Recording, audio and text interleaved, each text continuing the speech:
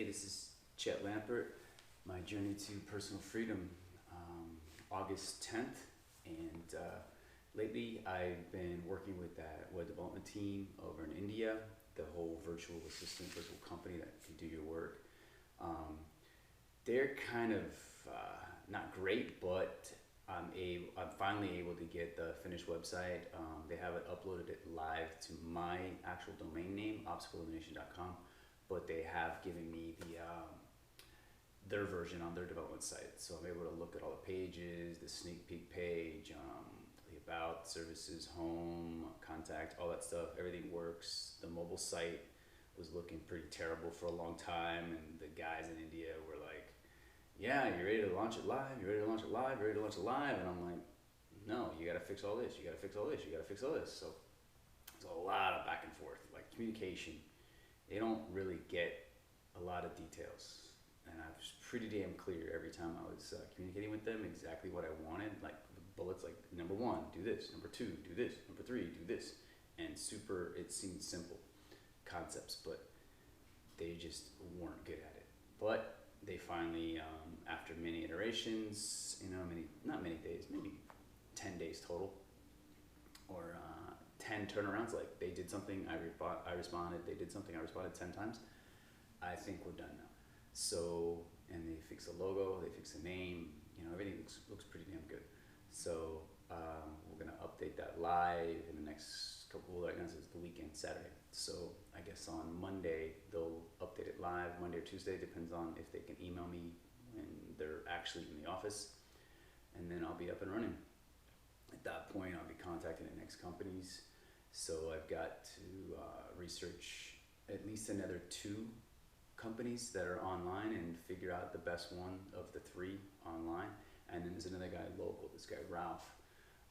We kind of know him. I started to do some work for him. I had this other guy had an idea and brought me in. I was like the CTO of his company, but it was the very, very beginning of his company because he had sold his share of his previous company and he wanted to start a new business in the same realm.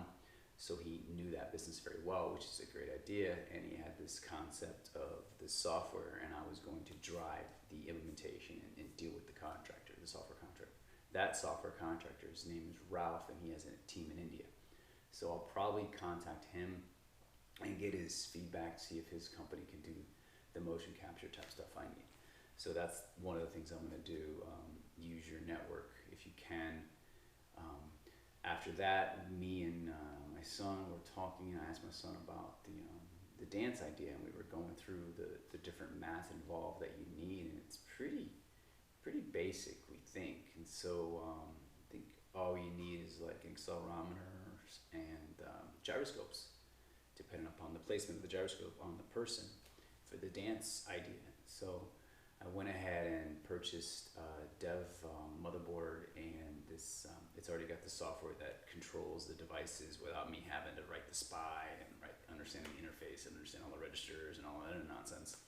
They got it all done, packaged, where it's a nice piece of software where you plug the device in and you can basically say test, and it just works. You don't have to fight it and develop it all from scratch.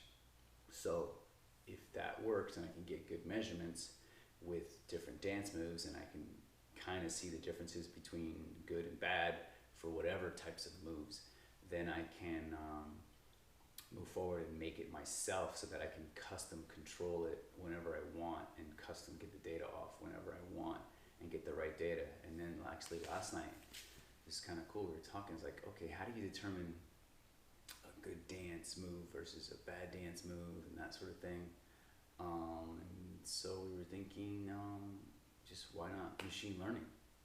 It's there, it's available, it's free. You can do it all online, and then you get the resulting transfer function between input data and is it good or not, basically, pretty easily after you've done the training. So you could put in the different acceleration factors, and you can give it more information. You can give it the derivative of that. You can get the integral of that, so you can get your you can go from acceleration to velocity. You can go velocity to distance. You can do that kind of stuff with just accelerometer, just using simple transform functions to convert it to a different logical space. So you can give the machine learning that sort of stuff, and it should be able, if you didn't train it on good versus bad, it should be able to figure it out without me having to even know the math. It should be able to figure it out. It's gonna basically use the numbers and compute the best match based on what we tell it is a good score versus a bad score. You'll have a training set, you'll have a observation, you'll have an observable set, and all this other stuff. So it should be not too hard. I mean, from the learning I've done, the machine learning courses and quick start type applications from Google, the Google Quick Start on Machine Learning course, that was pretty good. It's called the Google Crash Course or something like that. So I'll be using that. Exactly.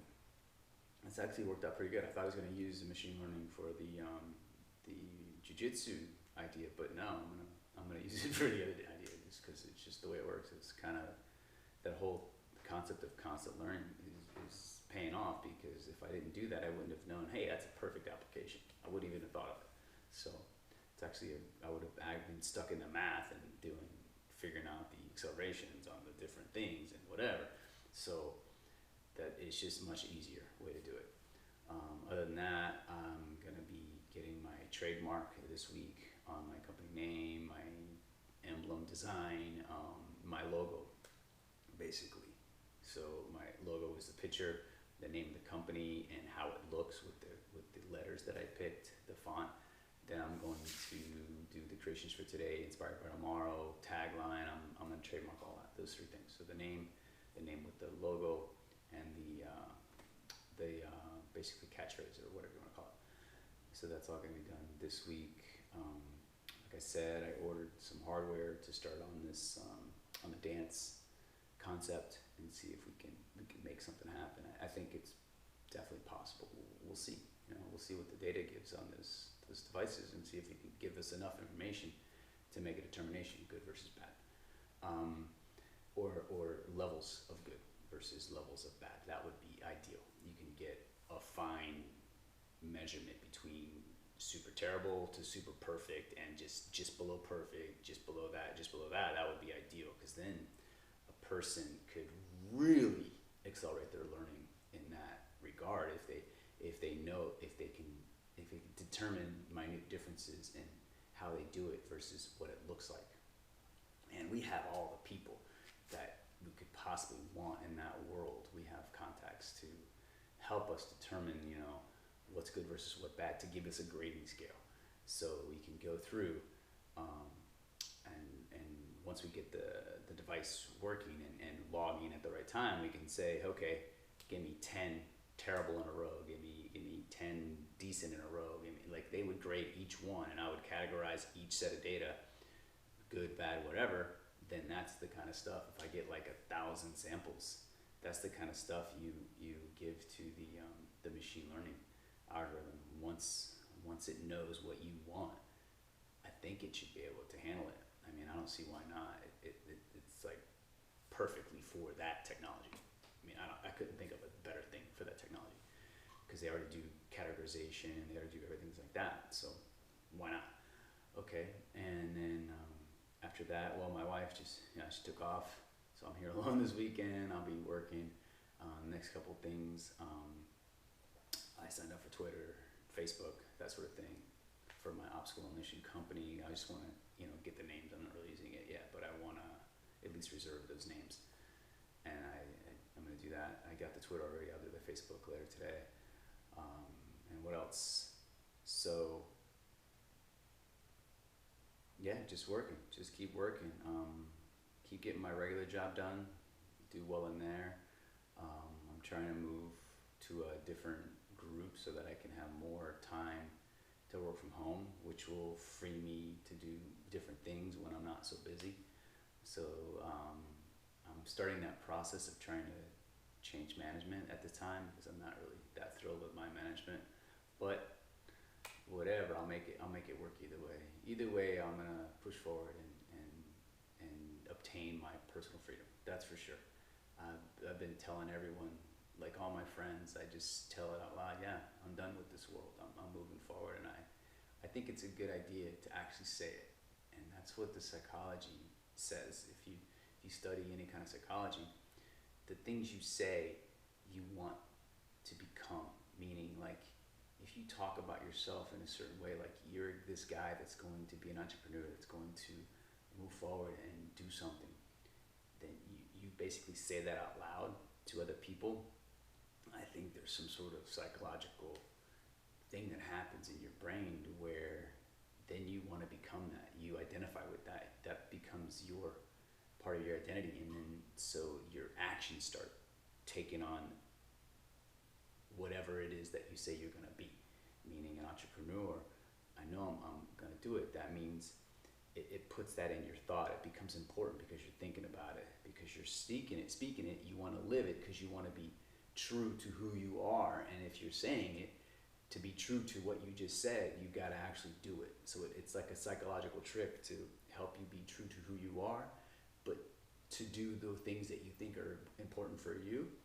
Say it out loud to your friends. That's the sort of thing that Jordan Peterson always talks about. Like, he has his writing course to where you write out your future goals, and you write out where you want to be in 5 years or 2 years or 6 months or whatever. You just write down what you want to do, and then you write down what are the steps to get there, and then you write down okay, what are the things that are going to get in your way, and what's going to happen if you do the opposite of what you're supposed to do. Where's your life going to be? Like, how different would it be if you did these good actions, or the actions that you think are going to get you to the right place, versus these other actions, which is the opposite of the ones that go that. So if it says, tell the truth, shoulders back, be confident, move forward, be someone people can rely on, someone that people can trust, that sort of thing.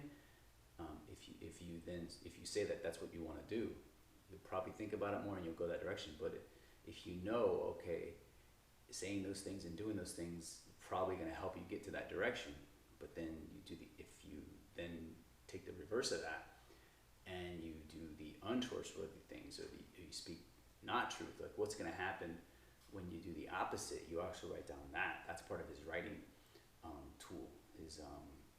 I forget what he calls it, but he sells this thing like $15 for nothing. It's like almost free, and the exercise that you do yourself, you put the work in, it's gonna give you the idea of what your life's gonna be like if you follow this path of these things that you decide you want to do, versus if you do the opposite, or if you don't do that, where you're gonna end up. And if you visualize those two things, it should help you, because you got, in one instance, something pushing you, meaning, okay, if you don't do these things, that thing that's gonna push you is what your life's gonna be if you don't do those things, or if you do the opposite. So that's what push you, and then what'll pull you is if you do these things, that glowing future that you can envision, like you're working for yourself. It's not glowing. I mean, it's just better for me, what I want, and how I can help the world is if I can move toward that, and I can see the actions and whatever that'll pull me towards the good. So you got pushing from the bad, which is all your vision of what your life would be if the things go wrong, and then the vision of it. And then the pulling is the vision of what your life will be if you do the right things. So all that goes along with just saying to people, just admitting, hey, I'm gonna do this. And there's other kinds of stories of people. It's known in psychology, if you are a person that speaks the truth, that does what he says he's gonna do, and then you also say what your ambition is and what you're working forward towards, then it'll be more apt to happen. Nothing's gonna be quick, nothing's gonna be easy, but I just keep moving. I think it's gonna happen.